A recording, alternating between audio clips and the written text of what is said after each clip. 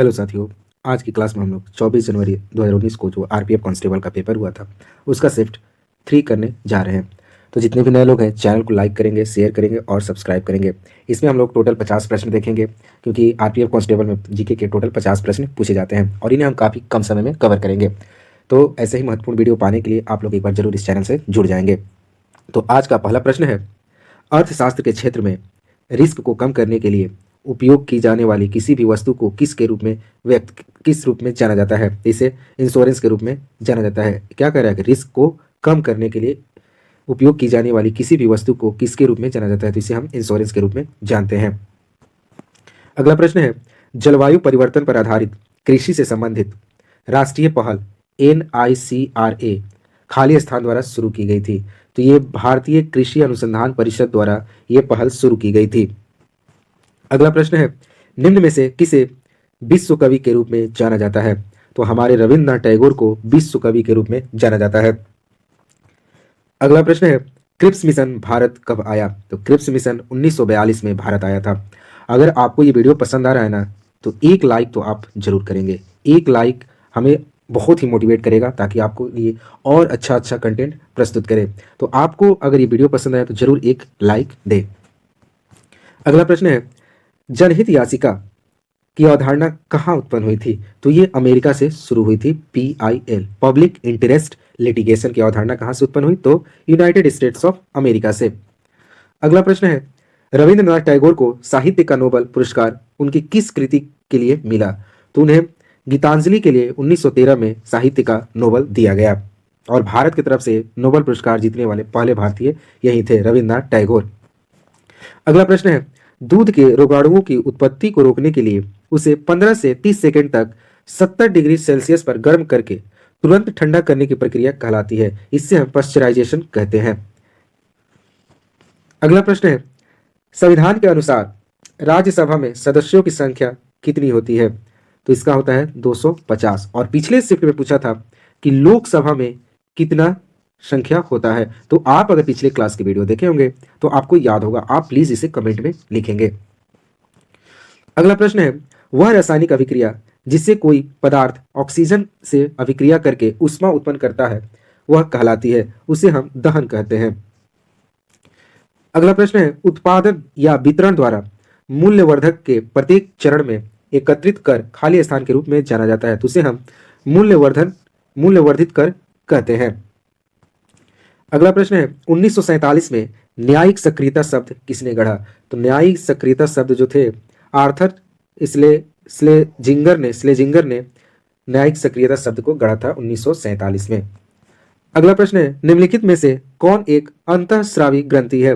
तो पीयूष ग्रंथि जो है अंतःस्रावी ग्रंथि है। अगला प्रश्न है, गुर्दे में निर्मित छोटी पथरी को बारीक कणों में तोड़ने के लिए निम्नलिखित में से किस विधि का उपयोग किया जाता है? तो अल्ट्रासाउंड के द्वारा गुर्दे में जो छोटी पथरी होती है उनके बारीक कणों को तोड़ा जाता है अल्ट्रासाउंड विधि द्वारा। अगला प्रश्न है, स्टॉक एक्सचेंज का एक पंजीकृत सदस्य जो अपने ग्राहक की ओर से शेयर प्रतिभूति खरीदता या बेचता है और सौदे के सकल मूल्य पर कमीशन लेता है वह कहलाता है, उसे हम कमीशन ब्रोकर कहते हैं। वो क्या करता है? शेयर खरीदता है और बेचता है और उस पर वो कमीशन भी लेता है, उसे हम कमीशन ब्रोकर कहते हैं। अगला प्रश्न है, निम्नलिखित में से कौन बॉक्सिंग से संबंधित है? तो ये जो आइबा जो है AIBA बॉक्सिंग से संबंधित संस्था है। अगला प्रश्न है, सुल्तान अजलान शाह कप किस खेल से संबंधित है? सुल्तान अजलान शाह कप जो है हॉकी से संबंधित है। अगला प्रश्न है, भारत के आंतरिक क्षेत्र में जलवायु के चरम का अनुभव होता है, तो सागर से दूरी के कारण हमें भारत के आंतरिक क्षेत्रों में जलवायु के चरम का अनुभव होता है। अगला प्रश्न है, 1759 में अहमद शाह अब्दाली खाली स्थान से बदला लेने के लिए भारत लौटे। ये मराठों से बदला लेने के लिए 1769 में अहमद शाह अब्दाली ने भारत लौटा था और उसके बाद 1761 में पानीपत का युद्ध हुआ था अहमद शाह अब्दाली और मराठों के बीच। अगला प्रश्न है, 1932 में दीक्षांत समारोह में अपनी उपाधि प्राप्त करते हुए ब्रिटिश गवर्नर पर किसने गोली चलाई? तो बीना दास जो थी ब्रिटिश गवर्नर पर गोली चलाई थी 1932 में दीक्षांत समारोह के दौरान। अगला प्रश्न है, कार्बन डाइऑक्साइड अणु के कार्बन के परमाणुओं तथा ऑक्सीजन के परमाणुओं द्रव्यमानों का अनुपात कितना होता है? तो कार्बन डाइऑक्साइड CO2 में इनका अनुपात होता है 3:8 जो होता है इनके द्रव्यमानों का अनुपात होता है। अगला प्रश्न है, पृथ्वी की त्रिज्या कितनी है? तो पृथ्वी की त्रिज्या 6.37 मिलियन मीटर है। और पिछले शिफ्ट में पूछा था कि पृथ्वी का मास कितना है, यानी वजन कितना है पूछा था, और इसमें पूछ दिया कि उसकी त्रिज्या कितनी है। अगला प्रश्न है, MS सुब्बलक्ष्मी खालिस्तान के क्षेत्र में संबंधित एक प्रसिद्ध महिला है। तो MS सुब्बलक्ष्मी जो थी संगीत के संबंधित प्रसिद्ध महिला है। अगला प्रश्न है, भारत के चुनाव आयोग की स्थापना किस वर्ष की गई थी? भारत के चुनाव आयोग की स्थापना 1950 में की गई थी। अगला प्रश्न है, डुरंड रेखा ब्रिटिश भारत और खालिस्तान के बीच की सीमा है। तो डुरंड रेखा जो है भारत और अफगानिस्तान के बीच की एक सीमा है। अगला प्रश्न है, पृथ्वी को नीला ग्रह क्यों कहा जाता है? तो पृथ्वी को नीला ग्रह पानी की उपस्थिति के कारण कहा जाता है। अगला प्रश्न है, फीफा विश्व कप 2014 में गोल्डन बॉल पुरस्कार किसने जीता? तो ये करेंट का प्रश्न है, फिर भी आप देख सकते हैं 2014 का ये प्रश्न 2019 में जो कांस्टेबल का एग्जाम हुआ उसमें पूछा, यानी 5 साल पहले का करेंट अफेयर पूछा है। तो 14 में मिला था लियोनेल मेसी को। अगला प्रश्न है, स्वतंत्रता पूर्व भारत के नामजद सशक्त जमींदारों के लिए किस शब्द का उपयोग किया जाता था? स्वतंत्रता जब नहीं मिली थी उसके पहले जो नामजद जमींदार थे उन्हें किस शब्द से नवाजा गया था? तो उन्हें राजा कहा जाता था। अगला प्रश्न है, लोकसभा को खाली स्थान के रूप में जाना जाता है। तो लोकसभा को जनता का सदन कहा जाता है। और पिछले शिफ्ट में प्रश्न पूछा था वो कौन सा सदन है जिसे भंग नहीं किया जा सकता? तो वो राज्यसभा है। अगला प्रश्न है, इंडोनेशिया की मुद्रा है। तो इंडोनेशिया की मुद्रा इंडोनेशियन रुपया है। अगला प्रश्न है, खाली स्थान मानव आंख में प्रवेश करने वाले प्रकाश की मात्रा को नियंत्रण करता है। तो आइरिस जो है मानव आंख में प्रवेश करने वाले प्रकाश की मात्रा को कंट्रोल करता है, वो हमारा आइरिस है। अगला प्रश्न है, निम्नलिखित में से कौन सा राज्य भारत का सबसे बड़ा मांस उत्पादक है? तो ये आपका उत्तर प्रदेश है। जब 2019 में कांस्टेबल का एग्जाम हुआ था आरपीएफ का, उस समय का ये करेंट है। अब शायद ये बदल गया होगा, आप चेक कर लेंगे, नहीं तो अभी भी यूपी ही होगा। अगला प्रश्न है, 2018 शीतकालीन ओलंपिक खेलों का आयोजन निम्नलिखित में से किस स्थान पर हुआ था? तो ये भी करेंट का प्रश्न है, ये आपका पोक्यांग में हुआ था। अगला प्रश्न है, अंतर्राष्ट्रीय ओलंपिक समिति की पहली महिला सदस्य कौन बनी है? तो नीता अंबानी जो है अंतर्राष्ट्रीय ओलंपिक समिति की प्रथम महिला सदस्य बनी है। प्रश्न संख्या 34 है, भारतीय राष्ट्रीय कांग्रेस की अध्यक्षता करने वाली पहली भारतीय महिला कौन थी? तो ये सरोजनी नायडू थी जो 1925 में आईएनसी की अध्यक्षता की थी, इंडियन नेशनल कांग्रेस की। अगला प्रश्न है, निम्नलिखित में से किस क्षेत्र को दक्षिण भारत के अनागार के रूप में जाना जाता है? तो कावेरी डेल्टा को दक्षिण भारत के अनागार के रूप में जाना जाता है। अगला प्रश्न है, खार्तूम खाली स्थान नदी के किनारे स्थित है। तो खार्तूम जो है नील नदी के किनारे स्थित है। अगला प्रश्न है, भारत में उत्पादित रेशम का अधिकांश प्रकार है। तो भारत में अधिकांश मलबरी रेशम जो है उत्पादन होता है, सबसे अधिक मलबरी रेशम का उत्पादन भारत में होता है।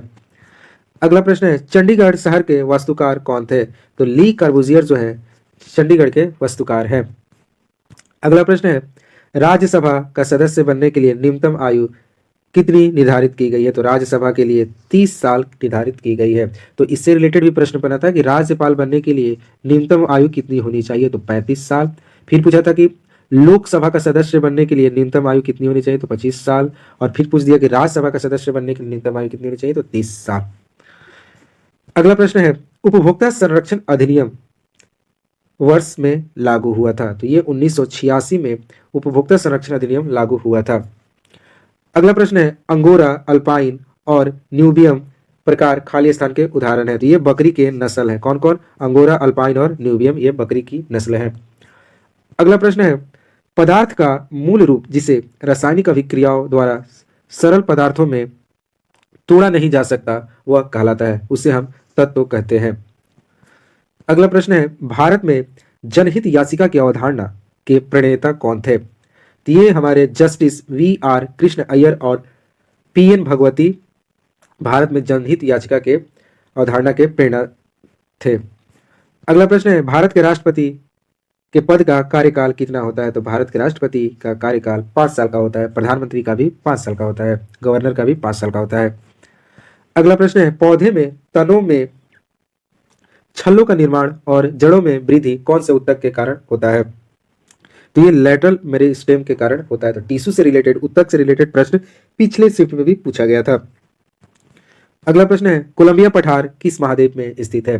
तो कोलंबिया पठार उत्तरी अमेरिका में स्थित है। महाद्वीप से प्रश्न, उत्तरी अमेरिका से तो बहुत सारा प्रश्न पूछा गया है। अगला प्रश्न है, एकल ईंधन स्रोत में बिजली और तापीय ऊर्जा का एक उत्पादन कहलाता है, इसे हम कोजेनरेशन कहते हैं।